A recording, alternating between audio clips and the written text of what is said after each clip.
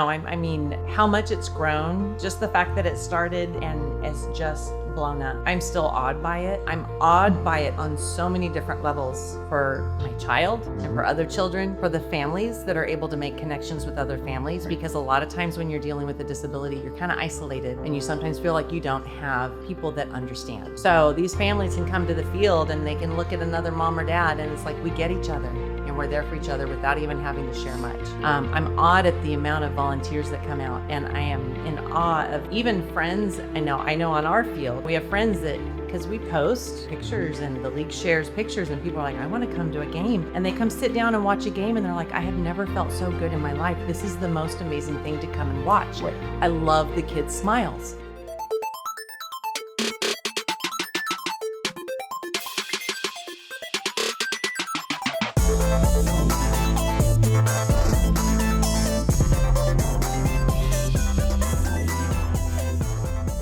So today I'm sitting here talking to Susan Lara and Kayla Nelson. So talking about League of Dreams, this little thing we started 18 years ago. Mm-hmm. Time flies when you're getting old. So let's go back, because Susan, you've been on the board since the beginning, right? Yeah, before it was an official board of directors. Right. Yes. Yeah, when it was just brainstorming, right? And actually, I think you and I sat together in a meeting with the city when they were talking about, Bakersfield needs an adaptive sports program. And you came in on that meeting and you're like, well, you can't, they were wanting a field. Right. I think if you remember, and you're like, well, you can't have a field without a league. Right. So within, I think, a month, you're like, let's get a planning committee together and let's start this. And it was born, and I think our first season was within a matter of months of you putting it together. Yeah, it was pretty quick, because I remember seeing it on a TV show and that meeting, and then I saw a TV show where they had the Challenger, and luckily we had kids, Terrio kids, right? So I had access to pediatric therapists, OTs and PTs, and we got that group together and said, why doesn't this exist? And they said, well, nobody's done it. I said, all right, let's figure out how to do it. And that was just the impetus, but I think we had like 30, so it was baseball, and I think we had 30 kids out. 40 kids on the first season. So where are we at currently again, with baseball? 18th year will be coming up in February 2025, and we have 133 athletes registered this season. For baseball alone. For baseball alone. But do you want to talk about like where we've been since we've started? Yeah, let's start at the beginning, because we had the 40, and then that first year we just did baseball and basketball, right? Right. But we also had the advantage of already having that meeting that we could go, but we went back to the city and said, look, we'll partner with you, but we need facilities. And that's what really got going. It was lean for a few years there. I think, when do you think it really started catching hold after that first season? You mean catching hold as Like far as growing and... I think after the first year, because I think if I remember correctly, we started with 40 athletes and then did basketball in the fall, and then by the next year, I'm sure we more than doubled it. Yeah, I think we doubled it. So I just want to go back to the beginning for just a minute, because Raymond is here with me. Yeah. This is my son Raymond, and he has, you could say, cerebral palsy. It's a little bit more complicated than that. Right. It's mitochondrial disease. But his big brother was always involved in sports. And I know you've heard the story, Tim. Yeah. I don't know if you've heard it.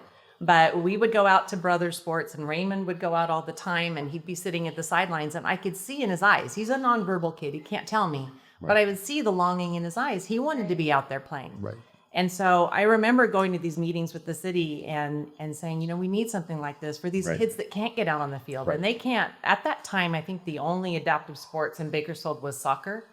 And me pushing Raymond out on a field in his wheelchair just wasn't, I think, something that we could do. Right. So when you came up and did baseball, that first Sunday, those 40 athletes and the parents and there was not a dry eye in the house, I think, because the family was just seeing the smiles on these kids' faces as they were out holding the bat or being pushed around the bases. It was just absolutely amazing. And I still have that news article framed in his room. Oh, so that's awesome. On that first Sunday, it was just so awesome. And then basketball was the same, and it was kind of the same families, But then as word spread and news coverage spread, that next season, that second year of baseball, it just grew. Started really going. And then I think one of the the big advantage was when we got Brent Morrell involved.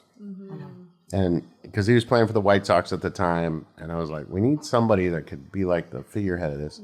So Brent, I talked to him. I've known him since he was in high school, and said, hey, I'm looking for this. And I didn't know that in school he had studied like adaptive PE. So he goes, man, I was looking for a charity to get involved with, and this is perfect. And then we raised enough money that we built the field that your son named, or at least we stole it from him. Well, my older son, yeah. Can I tell that Yeah, story? tell the story. So I think Wendy Wanner was doing some videos after baseball one day, and I know you guys were getting ready to put the field in. And she asked our older son, Roman, what does it mean to you for Raymond to be able to play sports? And he goes, well, now we don't have to focus on Raymond's disability. He gets a chance to play just like everyone else, and now we can focus on his ability. Right. And that's how Abilities Field came about. That's how it was named. Yeah, that's simple. Wow. Yep. I just remember hearing it and going, well, we got the name for the field. Exactly. Yeah, and when that was opened in 2012, I mean, it made, because, with kids and walkers and wheelchairs, it was really hard with the dirt and the grass baseball field, but Abilities Field made it so much easier. Yeah, and for those that don't know, it's a rubber baseball field that we sunk down. Yep. So it's easy access, and we had a ton of community support. Brent December came in from Structure Cast and gave us the dugouts, which were a little different. We had to modify them a little bit for what we were trying to do. Yeah. So, Kayla, because it's still the same, right, from when we set it up, but talk about the volunteers that come out and how we set up. Yeah, so our volunteers, we lovingly call them angels because they assist our kids in play. The community is a big piece of the league itself. We couldn't do what we do without our families and our angels. And if I could talk numbers for a second, historically, I think we've had about 1,200 volunteers come through our doors. Wow. And assist us in the 18 years that we've been around. And I know, again, like brothers and uncles, aunties and cousins have come, and they come back year after year to, help our athletes play and get out there. So it's a beautiful sight to see. I don't have to tell Susan, she's out there every baseball and basketball season out there, with Ray and, Roman when he comes into town, Roman senior coaches. It's truly a family affair. And again, like Susan was mentioning, a lot of our families have, been here since the beginning and are still participating and playing. So I like to say that we're a family, truly.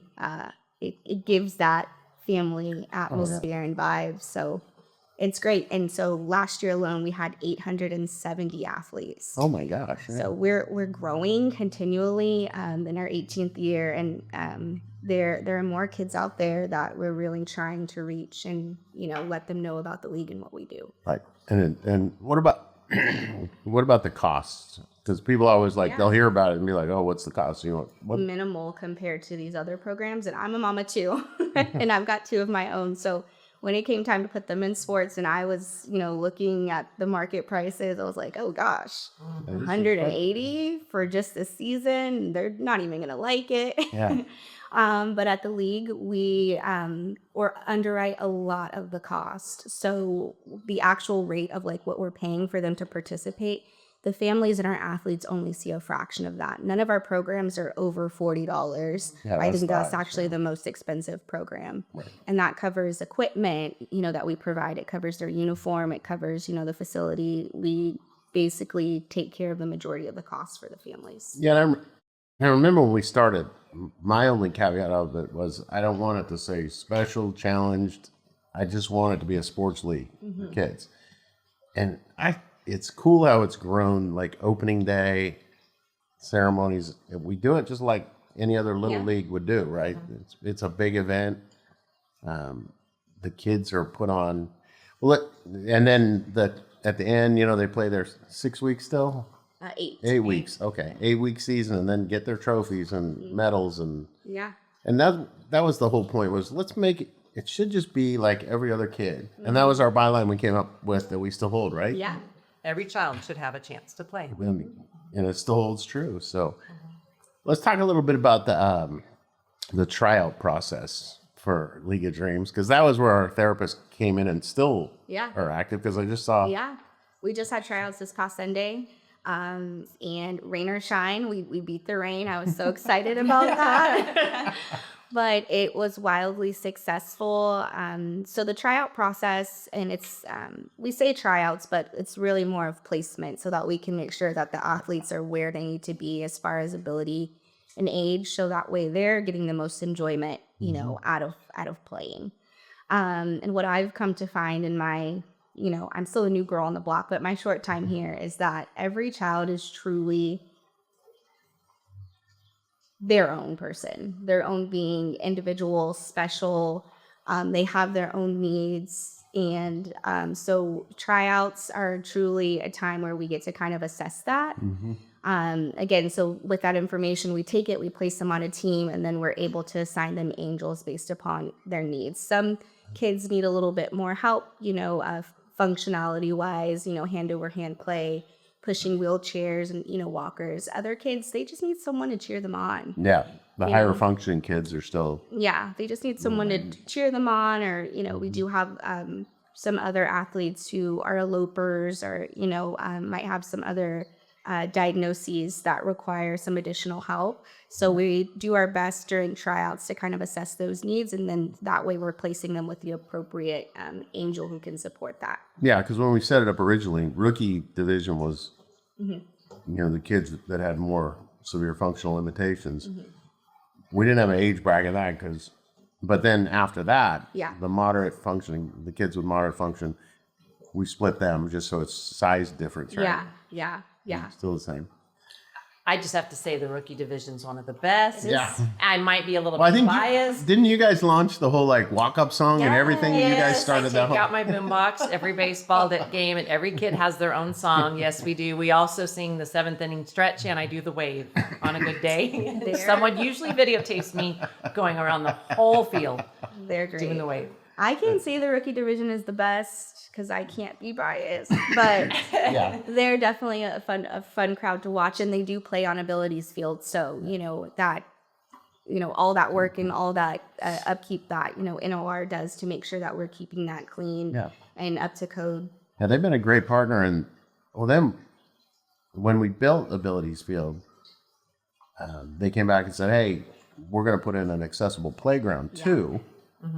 But then I remember they came back and said, well, it's a matching grant, so we need some money. So we went back to the fundraising. And let's talk about that a little bit, about how important it is, the sponsors and the fundraisers, because that's what offsets the cost. Yeah. Right? That's essentially how we're able to do what we do. It's so important for us to, you know, get those sponsorships, those grants, that fundraising piece, because that's how our kids are able to get out there and play, and that's how we're able to underwrite the cost and provide, you know, our sports programs to them for a minimal cost. We also do scholarship a lot of our athletes too, that come from, you know, lower economic situations, or, you know, are having financial hardship, because again, we truly are giving every child a chance to play. So despite, you know, any, you know, physical disabilities, intellectual, cognitive, but also we don't want that financial piece to be a deterrent for them coming and playing with us on the field. So companies that want to get involved, they're still like league sponsorships, right? Yeah, absolutely. And then what's happening this year on the fundraising? Because that's morphed too from where we originally started years ago, where it was just like a gala. Gala. So what's happening this year on the fundraising side? So we have, the gala has morphed into what we call Night of Illusion, and that happens in May. And so it's we just elevated the typical gala. It's still very mission focused, and again, all of the proceeds come back to the league. Okay. So that's that's coming up. That's coming up May 7th. Okay, May 7th. Yeah, it'll be over at the fairgrounds, and that's our spring fundraiser. And then we also do another fundraiser in the fall, which is Tailored in Sheep. And that will be Saturday, October 18th this year. Okay, cool. Over off Johnson Road. And partnered up with Heather Frank's group. Yeah, too, right? Collective Purpose Philanthropy. Yeah, I talked to Heather a little bit. They do a great job too, because that's where. So Jessica, we've been through a few executive directors, but Jessica was the one for a long time, Yeah. and really took hold of that. And then she moved over to what was it? Collective Purpose. Yeah. And then opened the door Yeah. for you to come in. Yeah. I met Jessica actually when I was volunteering I actually met Jessica when I was working at the Boys and Girls Club. I was doing like their resource development and running their fundraisers there. And I met Jessica. And so I started volunteering at Wine Women in Shoes when the league was hosting that as their fundraiser. Okay. So that's kind of how I got involved, and still had never been to a program. Didn't know. I know. Well, I have to say though, Wine Women in Shoes and even last year's Night of Illusion, they really do keep it focused on the kids. And there are kids that are athletes that are there. Yeah. And so I think it's really mission driven. Yeah. So you really get a feeling for what the league is doing with that money that they're raising. Yeah, because they have so Night of Illusion, they do it. And I know in the fall one, they'll have. Kayla and Sheik, yeah. So let's talk about expansion of programs. Yeah. Right? Like we started with baseball and basketball. Now we have. I was going to ask that if you didn't. Now we have 11, 11 different sports. technically 12. We just brought on a new program. It's a boxing program in partnership with the Warm Up Athletic. Nice. It started with that one baseball, league that you guys championed for. Our kids now have 12 programs throughout the years that we run multiple seasons on. To participate in. We do everything from gymnastics with American Kids Sports Center to our adapted dance program, which is just blossoming and has evolved with Kern Dance Alliance.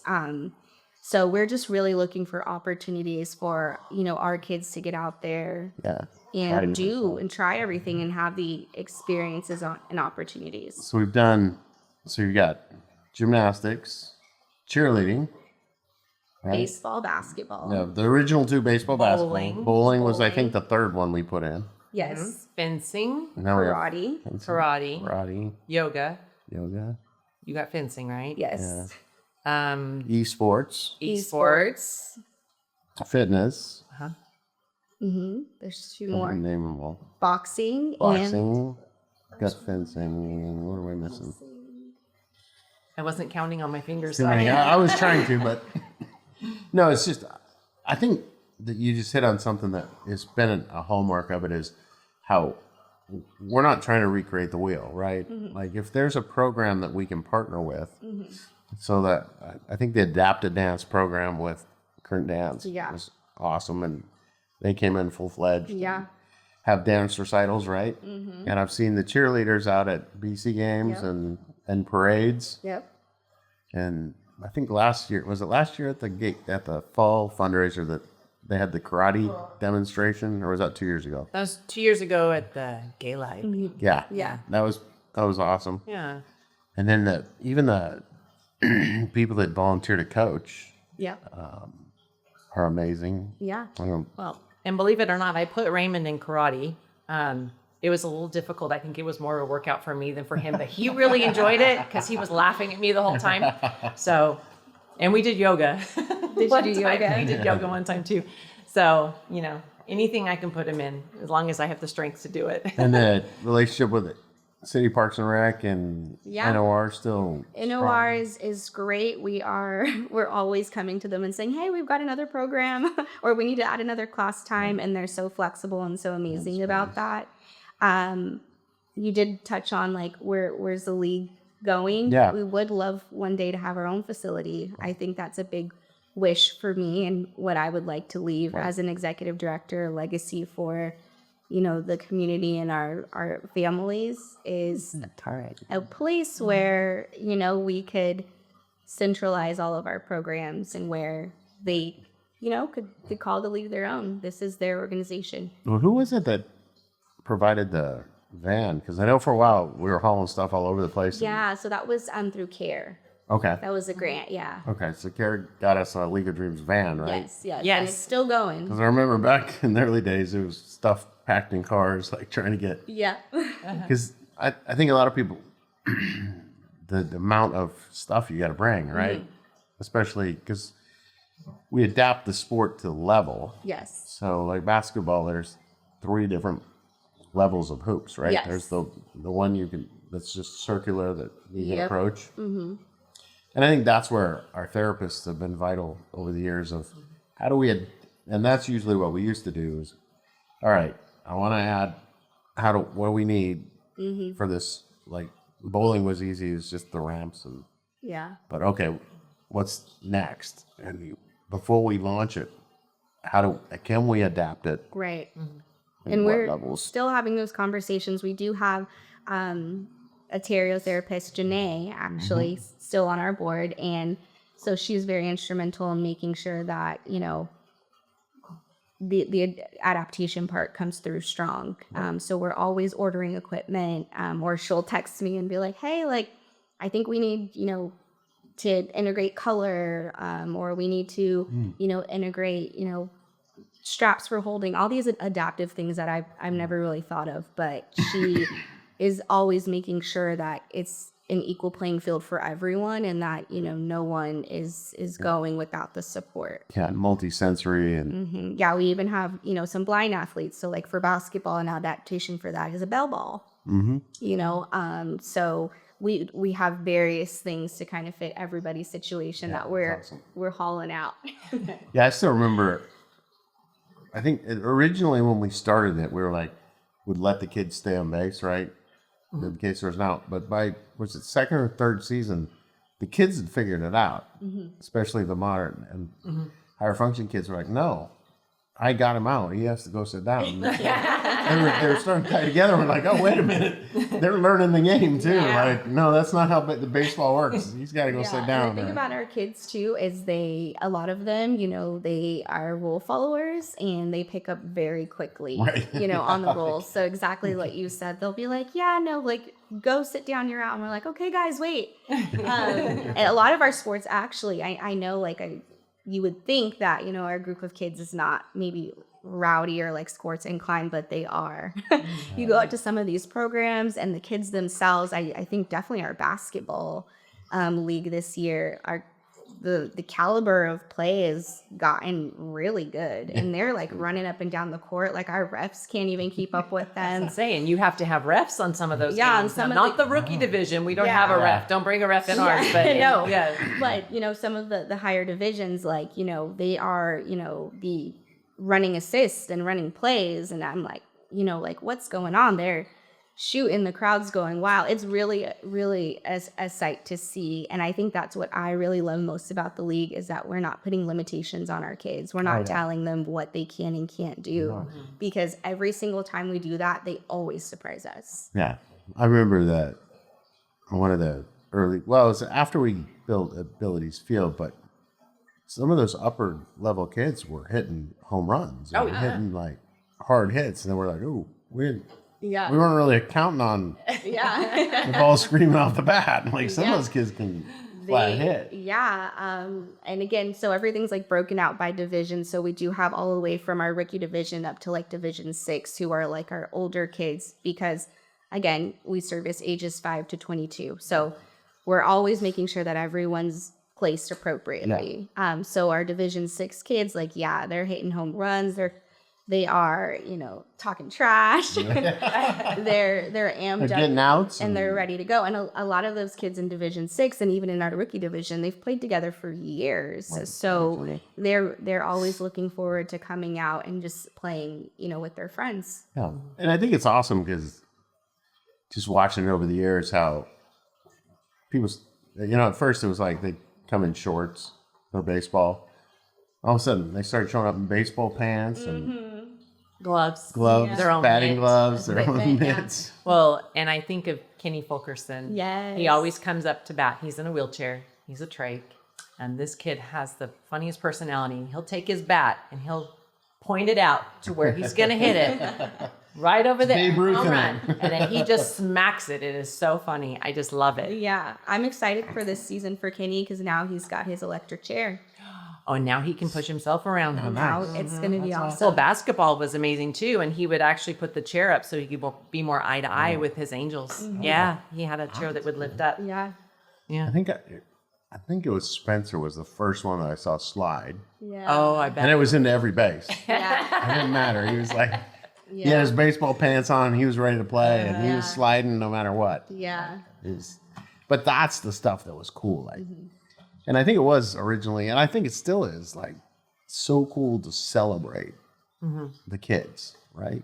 Well, and even some of the kids, in our rookie division, they have some serious health issues. But on days that they can make it out there and the families are like, we made it to baseball. I just see posts and it just tugs at your heart that they get to do this together, something that they never thought they could do. Yeah. I remember that. I can't remember who the person was, but it's a part of the kids we work with that we do lose some, right? Some have passed away. And we started years ago where we'd put the little tributes on the back wall of. Yeah, we have their name in a plaque. We put their plaques up just as a remembrance that they were an athlete. Yeah. So it's just, I think, I know it's touched tons of families and the Angels too. I still see kids. I think almost all three of my kids were Angels at some point. And just the number of kids that I run into that'll still talk about it. Like, oh, I remember when I was an Angel. Yeah. So I think it impacts them too. Wow, this school. And a lot of athletes that love to come out because they love the joy of the sport and seeing kids get to enjoy it. Yeah. So you have any trouble getting Angels? We always need Angels. Right. I wouldn't say we don't have any trouble, but so how do they volunteer if somebody wants to? They'll go to our website, www.ourleagueofdreams.com, and register as a volunteer. Okay. And then they still have the little training with what's expected and how to help without over helping. Yep, exactly. I think that was one of the other training things we thought through was like, well, wait a minute. Because what you said, we want them to play as natural of the game as possible and let them actually have fun and not be restrictive of, especially more the behavioral kids, right? Or the kids that can do it, let them do it. And the Angels just there for support or if they decide to run. We've had some runners. Yes, yeah. We had. But again, we do those meetings and we make sure that our Angels, meet the parents and because again, I can't speak for every kid and, the parents know the athletes best. So, like, hey, mom, like tell us about, Raymond, here's your Angel and, talk through that. What do you want to see? Like what would best work for Raymond in his situation? So conversations like that are important to have before we just, kind of like send him off on the field together. And I know we used to, and I think it still goes that way, that sometimes if a family member wants to be the Angel, great. But sometimes the family just wants to sit back and enjoy it. And watch. And just watch for once and just enjoy. And that's where we bring in those, So is there any limit of ages for Angels? We typically like more mature Angels, so I would say like 12 and up is what we say. But again, if you're a family member, who's dealt with the athlete and they're comfortable with you and you understand the magnitude of what you're doing, then please, no limit there. Yeah, because we've got them all the way down. I think his brother was 10. Yeah. The first year, 9 or 10 the first year he angeled for Raymond. So. Yeah. That's awesome. So beautiful. Yeah. Now he's off at college. Oh no, he's done with he's college. done with college. He's That's right. He's in Miami. He's the structural engineer. Wow. Just officially licensed too. He's working. Well, I officially feel old. You're not the only one. I thought it was bad enough when my kids graduated. Yeah. Well, cool. So you're still involved on the board? I'm still involved on the board. Okay. And what do you think, looking back, can you believe where it's come from where we started? No, I mean, how much it's grown, just the fact that it started and it's just blown up. I'm still awed by it. And I'm awed by it on so many different levels for my child and for other children, for the families that are able to make connections with other families, because a lot of times when you're dealing with a disability, you're kind of isolated and you sometimes feel like you don't have people that understand. So these families can come to the field and they can look at another mom or dad and it's like, we get each other and we're there for each other without even having to share much. I'm awed at the amount of volunteers that come out, and I am in awe of even friends. I know on our field, we have friends that, because we post, pictures, and the league shares pictures, and people are like, I want to come to a game. Yeah. And they come sit down and watch a game, and they're like, I had never felt so good in my life. This is the most amazing thing to come and watch. Right. I love the kids' smiles. And so I always, if people are having a rough day, I'm like, come out and watch a League of Dreams game, basketball or baseball, or, we're kind of limited as to what sports we're involved in. I wish Raymond could do them all, but it is just so heartwarming to see these kids' desires fulfilled, and to see how much the league has grown and how many volunteers have come out, and of all ages. So, and there are some that get so attached to families, they keep coming back, like you said. Exactly. Yeah, that's awesome. So I just feel so blessed that I am in an area that has this league, and that it's continued to grow. And I think having a facility would be amazing. And so I just hope through all the fundraising that the league is doing, that Well, we shall have to work on continue that, to because that grow. goes right down what I was telling you earlier. What I have an idea that we can get together on. Yes. I think I know how we can do that. Yes. So, how about coming in and seeing it? How's it impacted you with getting involved and seeing what it's really about? I get emotional when I think too hard about it. It's one of the most rewarding and fulfilling things I've ever done in my life. To see these families and to see these athletes get on the field and to have their moment. I know, in their everyday lives, they're battling so much and going through so much. And we've, as an organization, lost some of our athletes this year. So Yeah, that's Just- always rough, because it does have that family feel. it's Totally a family. family. Totally. So it is like losing a family member, and Yes. and every parent's fear, right? And it's right in front of you, where it's like, oh, geez. It's a real thing, right? This is their real lives, and that's really the reality of the situation. But when we come together and get out on that baseball field or that basketball field, it's just so heartwarming and amazing to see these athletes have that moment to where everything else kind of falls away and they can just be kids. They can play. They have the support. Everyone's out there cheering them on. There really is nothing like it. So I would invite anyone who has never seen it in action to come out. So the baseball is still Sunday afternoons out at Fruitville Norris Park. Yep. Okay.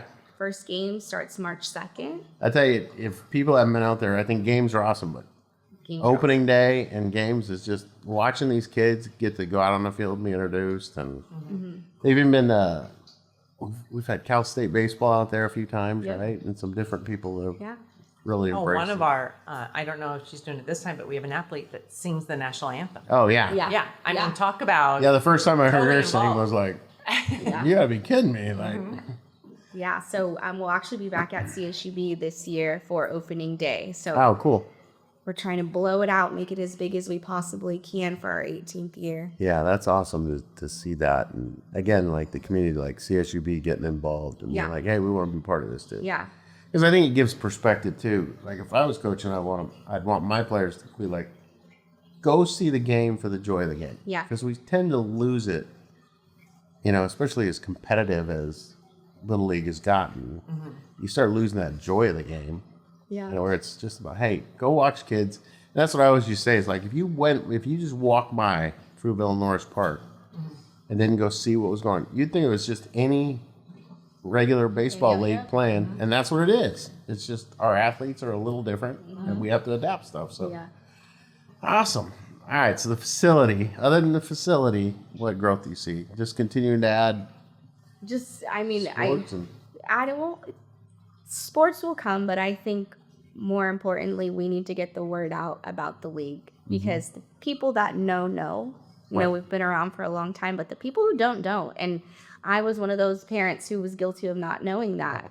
So we're really working with our school districts right now to just let, our special education and, doctors' offices really reaching those kids and athletes who aren't aware of the league and the services that we provide. yeah, there's something out there to get involved in and be part of. Yeah, because not- it's something like,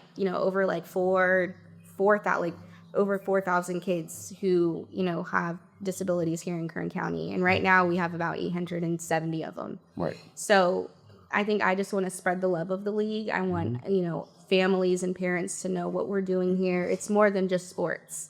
Right. It's understanding, it's belonging, it's, a non-judgmental place for them to come and, find, solace in families who are going through the same thing that they're going through as well. It is interesting because I had as I was prepping to adapt to sport, our new facility we're opening this year. Yeah.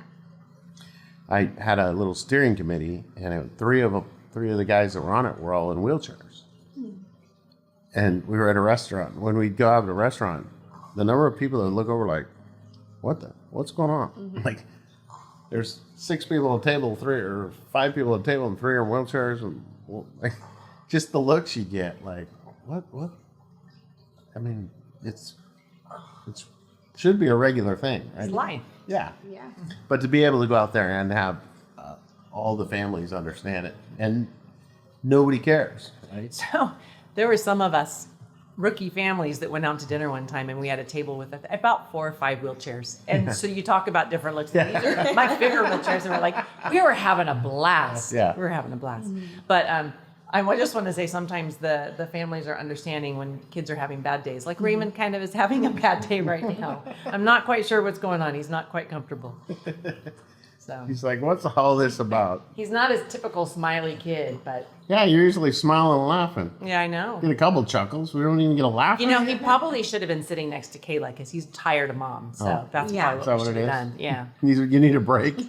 Just like when his brother was his angel, he was fine. He loved that brother pushed him, but he likes the girls. Yeah. Yeah, he likes. Yeah, where were we at? Where you were? Where were we at? You lit up pretty good when was it Miss Bakersfield came over. Oh yes. All of a sudden, Ray lights up a little Yeah, bit. when the pageant girls are there The on opening pageant day, girls. he is and has it. Yeah, he's a flirt. Attaboy.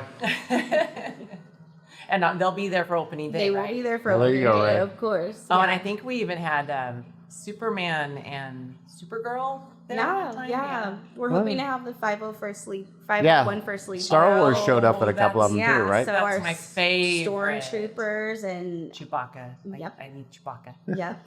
yeah. So yeah, it's gonna be a great time. I hope to see you out there. I'll send you the I'll be out there. information. Send me the info. Yeah, I even have some pictures of you that I sent over of you at opening day. I think it was 2012, if I'm not mistaken, 2012 or 2015. You at opening day. Yeah. So I hope you get a kick out of those. I'll be out there. Yeah, I appreciate that.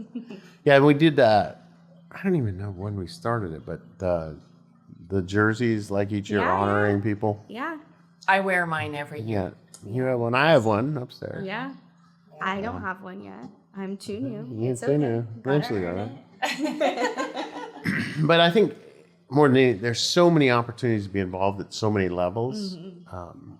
The coming out, just supporting it, but the coaching and the angels and fundraising events and just and community outreach too, right? Yeah. Letting people know Yeah. what it's all about. Well, awesome. Well, keep up the good work, and let's try to figure this thing out. Like, Yeah. Now just last thing I need right now is another project, but No, but It'll happen. if the league had its own facility, tryouts could be held there, or the sports program, some of the things that we're going into other buildings for could be all done in house. Yeah. And it would be a home for the athletes. I Right. really hope. yeah. And you have the little, because if you look at like the big like sports training centers and stuff, right? You have the whole thing where you got little hangout areas and Yeah. some relaxation too. That'd be really good. Yeah. And then continuous service. So I'm all in. Just don't tell my girlfriend that I got another project that we're looking to do. I gotta wrap up some of the but that's my forte though, right? Even with the League of Dreams, once we got it going and it was healthy and thriving, it's like, okay, Yeah.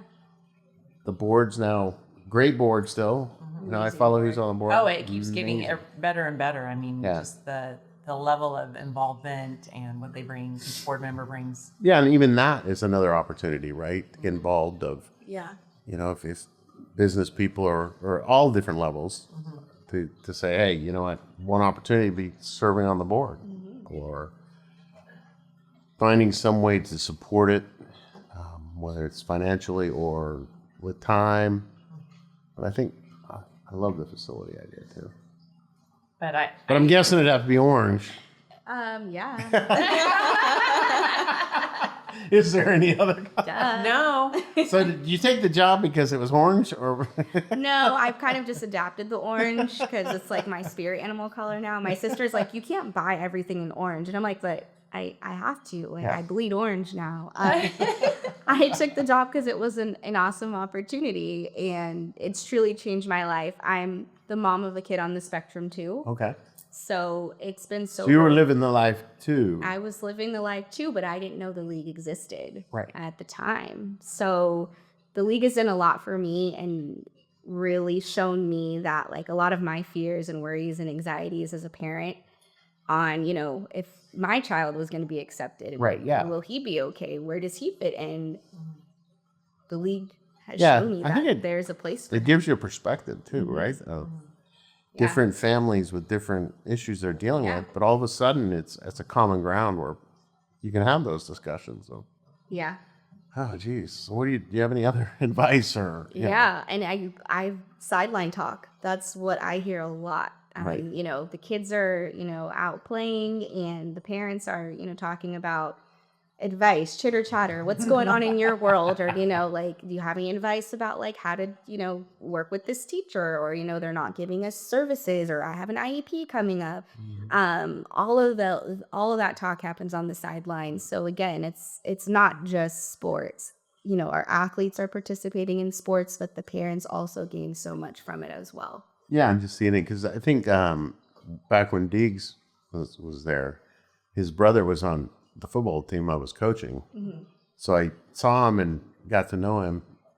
And my office used to be in the T-Kids building for a while. And that's actually what spurred the whole idea was Deegs would come in and see me and just watching these kids come in and out. And I was like, I'm coaching my kids and love it. Like, why don't these kids have something where Yeah. instead of watching their brothers play and get trophies, and brothers and sisters are always, get them off the sideline, get them in the game, and reverse the roles, and talking to the brothers and sisters too, how fun that was, like, because they've always wanted to, there's that almost guilt, like, well, I get to go perform and play and get cheered on, but I want that for my brother or sister too. Yeah. For his brother to do that for Raymond, I mean, I think that changed him. It changed him in such an amazing way. And he is the most supportive brother. But I think of their rooms, and we still have all of Roman's trophies up in his room. But Raymond has so many trophies, I ran out of the shelf room. And thankfully, we moved to lanyards and pins. So now I have another little rack of all these little lanyards and pins. But just so amazing. And it almost makes me want to cry when you're talking about how it started and what it did. It just was an answer to prayers that every family with a special needs kid has, is to let them be normal and just to do what other kids do. And that's what this league did and continues to do. I look back and it amazes me that it takes somebody to go, let's do it. Like, why aren't we doing this? Yeah. But I just wonder how many other things are out there that it just takes the person to champion it and start, right?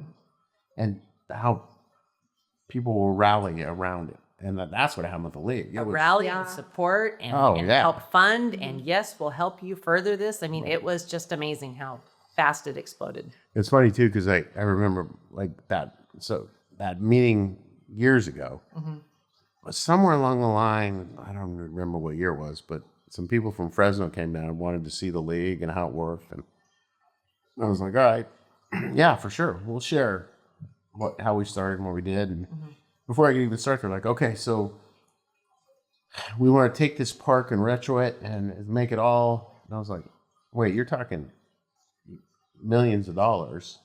Just start it. Like, we had that conversation too. Like, the facility that Bakersfield wanted to build never got built. But 18 we got years the later, league and we- we got the abilities field, the baseball field done, and the playground. So you just got to start it. Yeah, just get it going and let some momentum build. And I think it goes further when you're talking to city officials, like, or talking about a facility now. But it's 18 years later when we have a thriving, and if we could show proof of concept. Now it's like, if we had a facility, we could reach a couple thousand. You know, there's so much need out there. So much. And there's no decrease of the number of kids on the spectrum, which is all I hear is it continues to grow. Special ed programs in schools are overwhelmed with the demand. Yeah. Well, why aren't they coming out Yeah. to the league? Yeah. You know? I think there's a bigger picture and a bigger conversation that can be had. And there's a lot of work and a lot of ways that the league can plug in to support the community. And we'll just have to see where. So we just need that big donor to come through with some land. Yeah. So that's what happened with adaptive sport, right? I had this idea and I was like, oh man. And then I met Greg and he was telling him about it. And he called back a few weeks later and was like, are you serious about doing that? And I was like, yeah. He said, what do you need? And I said, a building. He said, okay, if I purchase a building, will you get this thing started? Yeah. Oh, like, you purchase a building, it'll be full throttle. And like I said earlier, all these cities are excited. I'm like, well, hang on. The other piece of the puzzle is figuring out how the league works. And I think that was part of the growth of the league too, is as it started to grow, we got more and more athletes. It was like, we could refine our processes a little bit. And all right, this is what we could do. And we refined the board of directors and, and Jessica, you really kind of transformed the league and realized, we need more staff to come in and help and expanded things. And so it's just amazing how it's grown. Right. Yeah. Well, awesome. We'll keep up the good work. And let's get this facility built, but if there is the donor out there that wants to step forward. But if not, we put it together. Let's get a meeting set up, man. I'll tell you where my brain's going with it, and we might be able to dovetail those two together and make something really cool happen. I'm excited. Awesome. Thank you, guys. Thanks, Ray, for hanging in there, man. Appreciate it. Good job, Ray. Thanks, Tim. Oh, wait. There's a little smile. Kind of a little grin. All right. Next time we have you on the podcast, we'll bring this Bakersfield. All right. Yes. Yeah. Awesome. Thanks, guys. Appreciate it. Thank you so Tim. much.